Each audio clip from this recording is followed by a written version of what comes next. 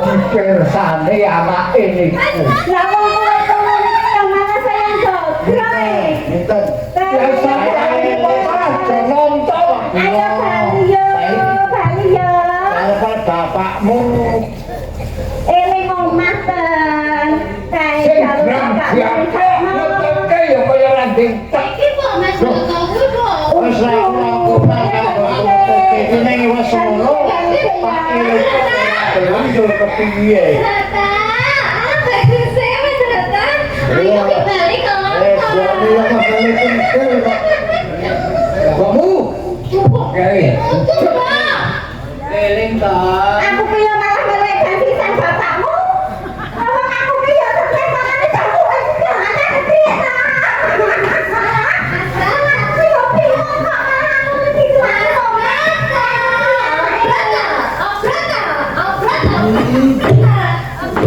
Eling ta ora ubah wae ambune.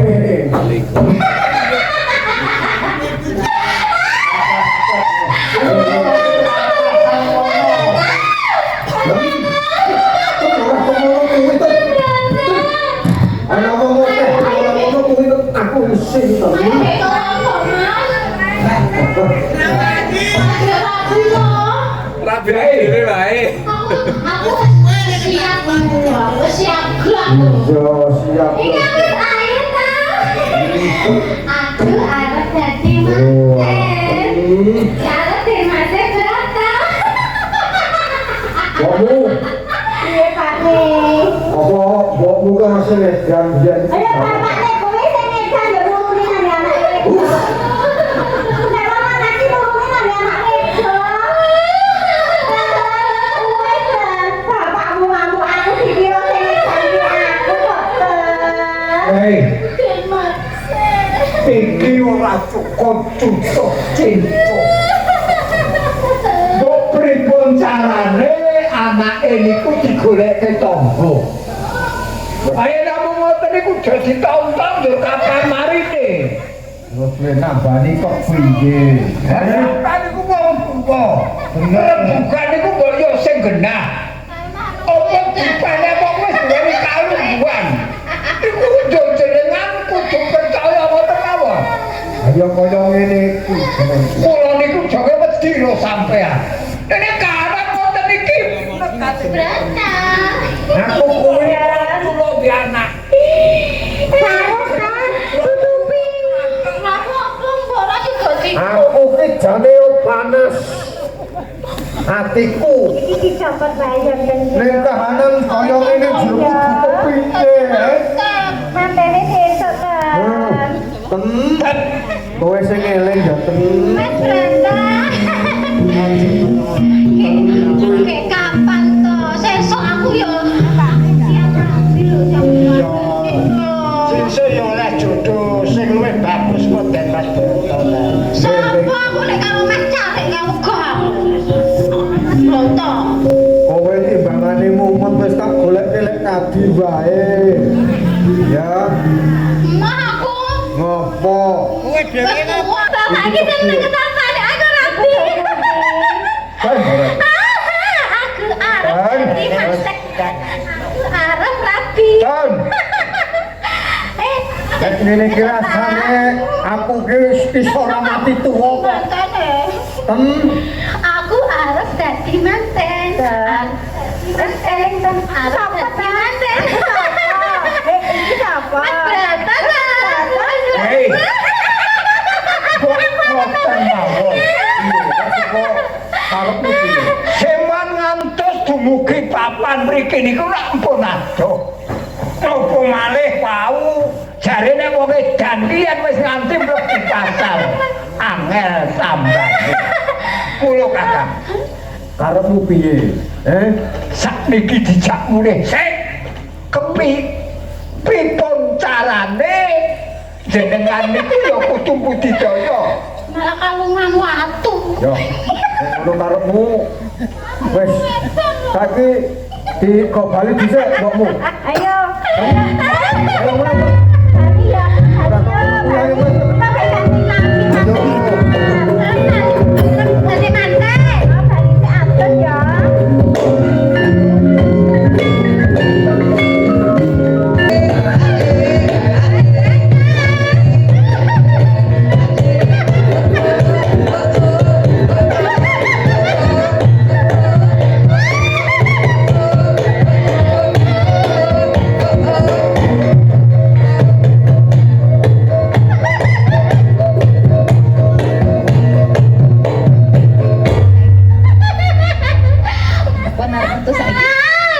Iki kepiye Mas iki? datang. Coba kandhanono kaya lumu kae.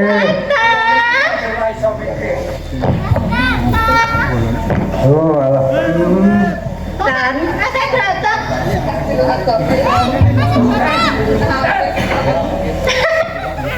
Kok ora bobo ngono kuwi?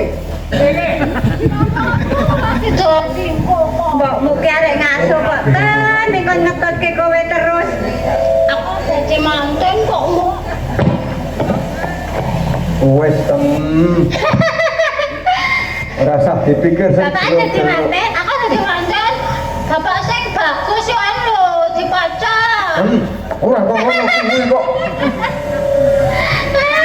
Kowe rembukan durung to Pak Ndi. Rembukan karo Pak Dek kae kepiye carane anak iki ben mari ngono. Aku kalau tuh aku jadi manten soalnya. Kowe iki yo macam ngono lho. Kan? Saiki seneng nih. Will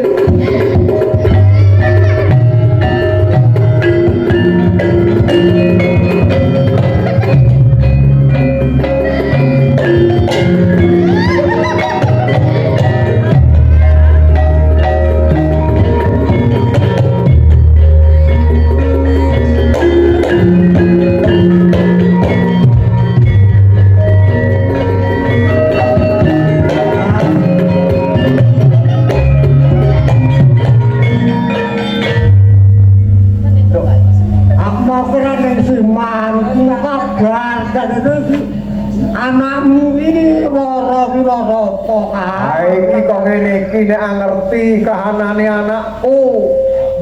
Alamu iki kok ngene iki. Diam saiki. edan Boten dene kan boten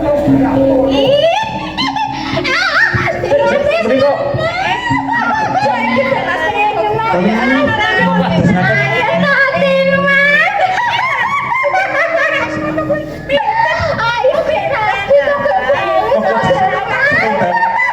Seminten.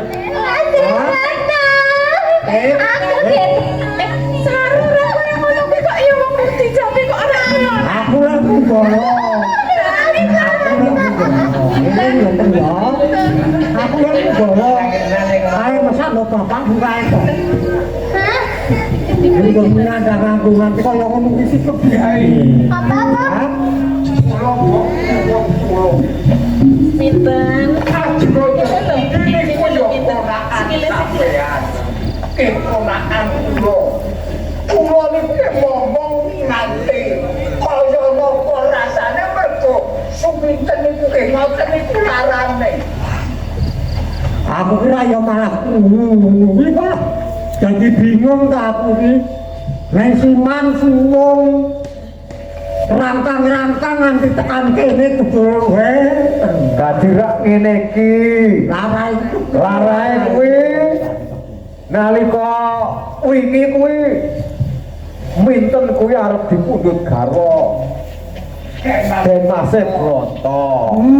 Nek ora lakon Di manten. kanjure dam. Mas Broto leh kok. jadi malah isih ana sesambungane rasaku sebab Piye?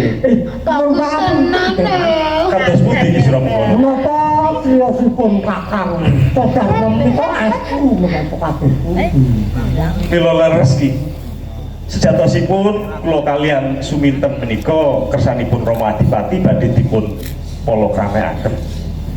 Nanging wekdal nalika semanten kula dereng purun ki. Dados suminten andhang grahe wah menika. Lah sampeyan semoga Saiki malah ngene, Di. Ayo arep kepiye wae kae alomu perkara iki ya ana sambung rabete karo kowe mergo den baguse nang nggonmu. ayo keluargaku Lah iya wis mangsa borong piye? nek ana sambungane bocah anakku nanti jalari anakmu dadi Tegese pikirane kaya ngono iki aku yo padha jawab ta ayo sing tak jawab. Ya piye carane Sopo to kaiki? sing baku aku bisa Bapakku kaya lah. mulihake anakmu. Ya. Tadi boleh kok ya. Ya, nek ngono semongso budo anakku iso pulih kaya wingi uni. Ayo saiki tambah ngono. Demane kok.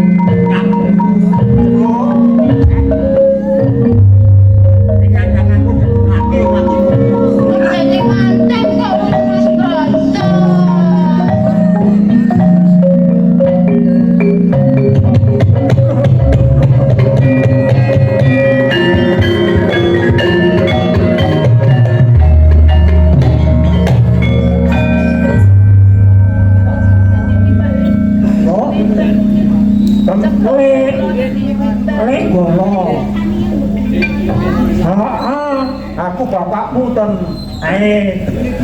Bapakmu. Wis, Iki dereng mari. Kok dadi koyo ngene kok.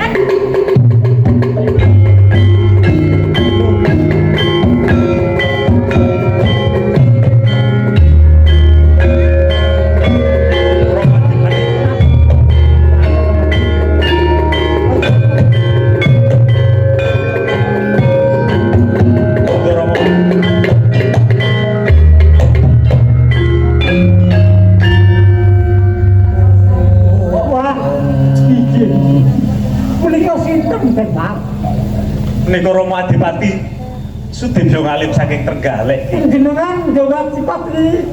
iya Kakang. Trenggalek. Yo, Waduh. Sembah sewu wong Jawa. yo. Kalau berangkat wis mekaten.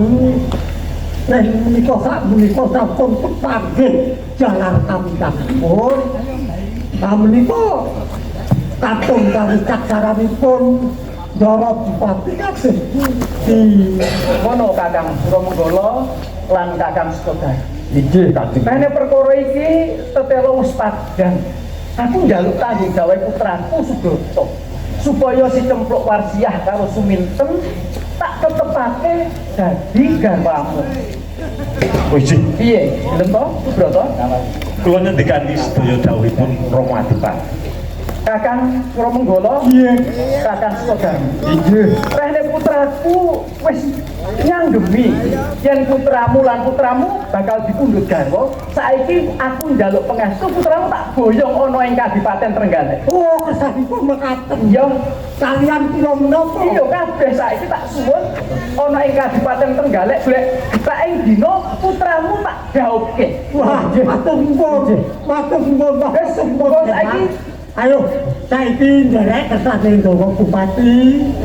Aku kok kabeh iki dikersake supaya roh kutha ngono. wis ayo nek ngono, Dok. Dereke kanjenge. Wis saiki nek cukup saiki